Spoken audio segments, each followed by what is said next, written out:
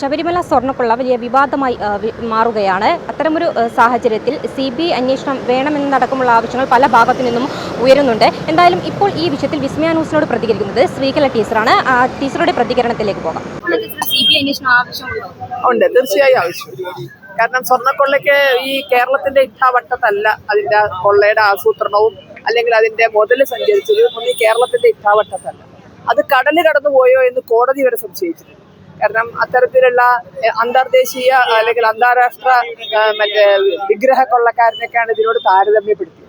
മാത്രമല്ല, ഇപ്പോൾ കേരളത്തിന്റെ ഭരണാധികാരികളെ മാത്രമല്ല, ഇന്ത്യയിലെ ഭരണത്തിന്റെ അല്ലെങ്കിൽ ഇന്ത്യയിലെ രാഷ്ട്രീയത്തിന്റെ ചുക്കാൻ പിടിച്ചിരുന്ന ഒരു കാലത്ത് പിടിച്ചിരുന്ന സോണിയാഗാന്ധിയുമായി വരെ ഇതിലെ പ്രതികൾക്ക് ബന്ധമുണ്ട് എന്ന് കാണിക്കുന്ന ചിത്രങ്ങൾ നമ്മൾ കണ്ടിട്ടുണ്ട്. അപ്പൊ ആ ബന്ധമൊന്നും വെറും ആകസ്മികമാകാൻ വഴി. അപ്പൊ ആ ബന്ധത്തെ കൂടിയൊക്കെ അടക്കം ഇത് കടല് കടന്നു പോയിട്ടുണ്ടോ എന്നൊക്കെ അറിയണമെങ്കിൽ ഈ കേരളത്തിൽ പരിമിതമായ സൗകര്യവും പരിമിതമായ സംവിധാനവും വെച്ച് അന്വേഷിച്ചാൽ പോരാ, അത് CBI അന്വേഷണം തന്നെ.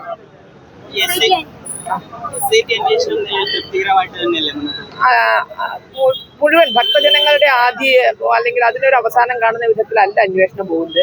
കാരണം ഒറ്റ ഉദാഹരണം മതി. ഇതിനെല്ലാം അധികാരമുള്ള ധാർമ്മികമായും അല്ലാതെയും ഉത്തരവാദിത്തമുള്ള കടകംപള്ളിയെ ചോദ്യം ചെയ്തത് എന്തിനായിരുന്നു? രഹസ്യമായിട്ട്. ബാക്കി ചോദ്യം ചെയ്തതൊക്കെ വലിയ മാധ്യമ ശ്രദ്ധ കൊടുത്തുകൊണ്ട് വലിയ കോലാഹലം ഉണ്ടാക്കിക്കൊണ്ട് ചോദ്യം ചെയ്യുമ്പോൾ കടകംപള്ളിയെ ചോദ്യം ചെയ്ത് നമ്മൾ അറിഞ്ഞത് 4 ദിവസങ്ങൾക്ക് ശേഷമാണ്. അപ്പൊ എന്തോ ഒളിപ്പിക്കാനുണ്ട് എന്നത് സത്യം, ആരെയോ രക്ഷിച്ചെടുക്കാനുണ്ട് എന്നത് വാസ്തവം.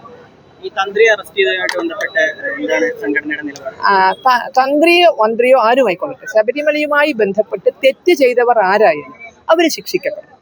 ആരാധ്യമായ പദവികളിലൊക്കെ ഇരിക്കുന്നവരെ അറസ്റ്റ് ചെയ്യുമ്പോൾ ഭക്തരെ ബോധ്യപ്പെടുത്തുക എന്നൊരു ഉത്തരവാദിത്വം അന്വേഷണ ഏജൻസിക്കുണ്ട്. അതിന് പഴയ കേസുകൾ വാജിവാഹനം അറസ്റ്റ് ചെയ്തു അത്തരം കാര്യങ്ങൾ പോലെ ഈ കൊള്ളയിൽ എന്താണ് തന്ത്രിക്കുള്ള പങ്ക് എന്ന് ഭക്തരെ ബോധ്യപ്പെടുത്തേണ്ട ഒരു ഉത്തരവാദിത്വം കൂടെ അന്വേഷണ ഏജൻസികൾക്കുണ്ട് എന്ന് പറയാതിരിക്കാൻ വയ്യ. കാരണം അതല്ലെങ്കിൽ അതൊരു വിശ്വാസ തകർച്ചയ്ക്ക് കാരണമാകും. തന്ത്രി തെറ്റുകാരനാണെങ്കിൽ ഒരു സംശയം വേണ്ട, ഇതിലെ ഏറ്റവും വലിയ ശിക്ഷ കൊടുക്കേണ്ടത് തന്ത്രിക്കാണ് എന്നാണ്. തീർച്ചയായും. കാരണം ഭക്തജനങ്ങൾക്ക് അവിടെ വന്ന് തൊഴുതു പോകാനുള്ള അധികാരമല്ലാതെ അതിന്റെ നടത്തിപ്പിൽ എന്തെങ്കിലും അധികാരം ഭക്തജനങ്ങൾക്ക്? ജനാധിപത്യം എന്ന് പറഞ്ഞാൽ ആർക്ക് വേണ്ടിയാണോ നടത്തുന്നത് അവരല്ലേ അതിന്റെ കാര്യങ്ങൾ നിശ്ചയിക്കുന്നത്. പക്ഷെ നിർഭാഗ്യവശാൽ കേരളത്തിലെ ക്ഷേത്രങ്ങളിൽ ഭക്തർക്ക് അവരൊഴുക്കുന്ന സൗകര്യത്തിൽ വന്ന് തൊഴുതു അവരെന്താണോ പറയുന്നത് അത് ചെയ്തു പോകാനുള്ള ഒരു സ്വാതന്ത്ര്യമുള്ളൂ. അതിനപ്പുറത്തേക്ക് അതിന്റെ നയം എന്താകണം, അതിന്റെ വരുമാനം എന്ത് ചെയ്യണം, അവിടെ എന്തൊക്കെ, ഇതൊന്നും തീരുമാനിക്കാൻ ഭക്തർക്ക് ഒരു തരത്തിലുള്ള അവകാശമില്ല. അത് ജനാധിപത്യ വിരുദ്ധമാണ്. ഭക്തജനങ്ങളെ എല്ലാ കാര്യങ്ങളിൽ നിന്നും ക്ഷേത്രങ്ങളിലെ മിക്ക കാര്യങ്ങളിൽ നിന്നും ഒഴിവാക്കുന്ന ഒരു സാഹചര്യമാണ് ഉള്ളത്. അതിനാൽ തന്നെ ഇപ്പോൾ ഈ സ്വർണ്ണക്കൊള്ളയുമായി വിഷയത്തിൽ സംബന്ധിച്ച് CBI അന്വേഷണത്തിലേക്ക് കടക്കണമെന്നുള്ളതാണ് ടീച്ചർ പറയുന്നത്. അതേസമയം ഈ ക്ഷേത്രങ്ങളിലെ സ്വത്ത് സംരക്ഷിക്കേണ്ടത് അത് ഭക്തജനങ്ങൾ തന്നെയാണ്. എന്നാൽ അതിനുള്ള അവകാശം ഭക്തജനങ്ങൾക്ക് കൊടുക്കുന്നില്ല എന്നൊരു ആക്ഷേപം കൂടി ഈ ടീച്ചർ ഉയർത്തുന്നുണ്ട്. ക്യാമറമാൻ അനിൽകുമാറിനൊപ്പം അനശ്വര, വിസ്മയ ന്യൂസ്, തിരുവനന്തപുരം.